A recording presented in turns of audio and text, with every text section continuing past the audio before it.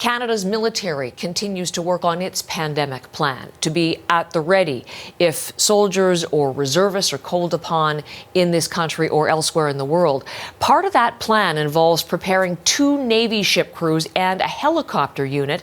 And to ensure that they are fit and healthy for deployment, more than 200 sailors are now in isolation in Halifax. Let's get those details from Brett Ruskin. Brett.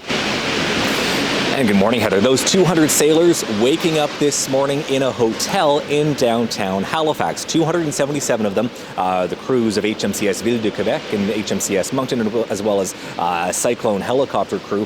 They have been isolated now for 14 days. They said goodbye to their families yesterday. They are in their hotel rooms in the Westin downtown. They can't use the gym, can't walk around the hallways. They are going to stay in their rooms, have their meals delivered, and have all of their mission briefings there for 14 days, ensuring that none of them show signs of COVID-19. Then they'll be deployed onto their ships. Now, we heard from the Rear Admiral yesterday. Here's what he had to say. He said, look, we really want you to treat this as a mission. So it's not just about going and sitting in a hotel room, but it is about going and making sure that you're fit and healthy for when we need you to embark in the ship 2 weeks from now. And so we're really asking the crew to think of it that way, and their families to understand that even though it feels like their family members are going away on a deployment, they're actually here in Halifax, but it's like they're away on a deployment.